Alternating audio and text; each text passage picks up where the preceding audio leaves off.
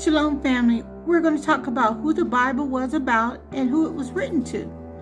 Now, every text assumes life under the covenant given to Abraham, Isaac, and Jacob, which is Israel. Even the prophets writing to foreign nations measure them by how they treat Yasharel and by whether they honor Yahuwah. Let's talk about it. The Torah, Genesis through Deuteronomy.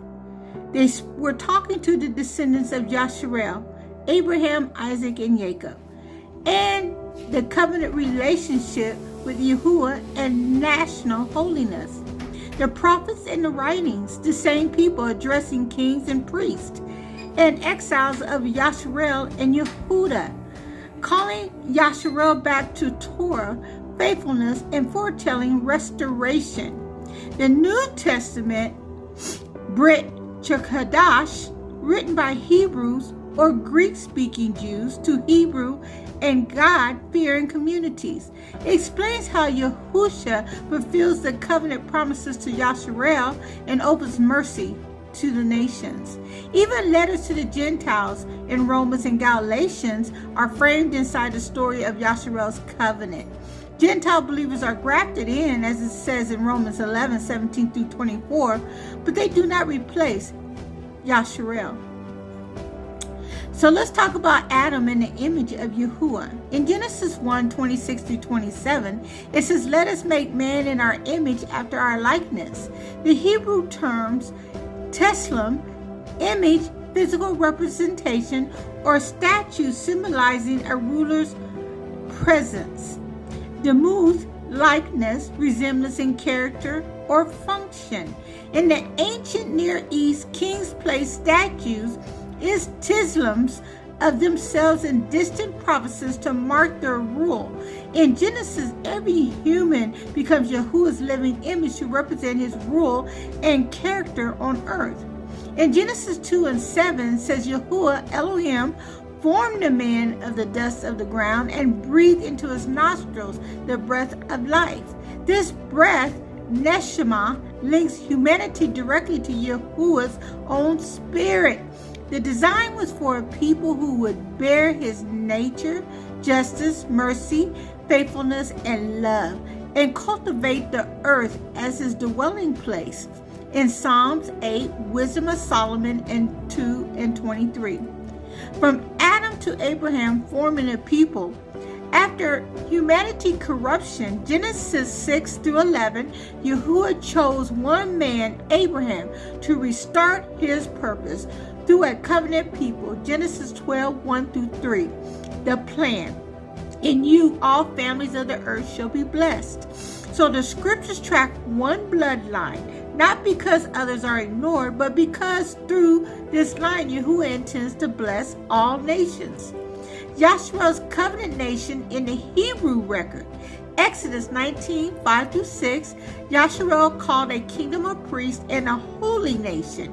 Deuteronomy 7, 6 through 8, chosen not for numbers or merit, but because of love and an oath to the fathers. Psalms 147, 19 through 20, he declares his word to Jacob.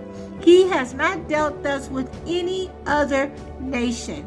Yasharel's writings, law, poetry, and prophecies are family documents guiding them in covenant life.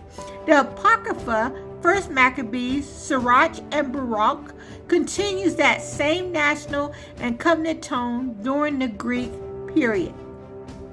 Yahusha and the covenant fulfillment.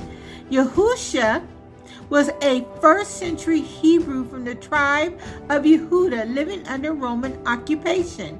He quoted Torah and prophets constantly, declared his mission to the lost sheep of the house of Yasharel, Matthew 15:24, renewed the covenant promised in Jeremiah 31, 31 through 33, a new covenant with the house of Yasharel and Yehuda written on the heart. His followers saw him as a fulfillment of Moses and the prophet's promises, not as a founder of a Gentile faith. The nation Gentiles, the prophets foresaw that when Yasharel is restored, the nations will seek Yahuwah. Isaiah 2:2-4, and 56, 6-7. Paul's writings echoed this. Gentiles share in Yasharel's spiritual blessings, but Yasharel's calling remains. Romans 11, 1-2, and verse 29. Thus, the Bible story is about Yahuwah and his covenant people, yet through them extends redemption to all humanity. So let's look at the precepts upon precepts, the pattern of revelation. Humanity in Yahuwah's image. Genesis 1:26-27, the fulfillment, 1 Corinthians 15:49, Ephesians 4:24.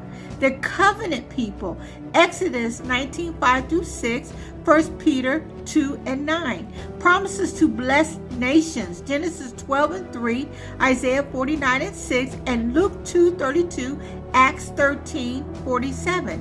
Torah written on hearts, Jeremiah 31:31-33, and Hebrew 8:8-10. Spirit restores life, Ezekiel 37:14, and John 20:22, and Acts 2. And love the Creator and neighbor, Deuteronomy 6:5, and Leviticus 19:18, Matthew 22:37-40. The Bible was written by and to the descendants of Yasharel within a Hebrew world view. Its purpose was to reveal Yahuwah's character and his plan to restore creation through a covenant people living in his likeness. The apocryphal writings continue that history between the prophets and Messiah, showing Yasharel's struggle to remain fruitful. The New Testament writers interpret Yahuwah's life as the climax of Yasharel's story, not its cancellation.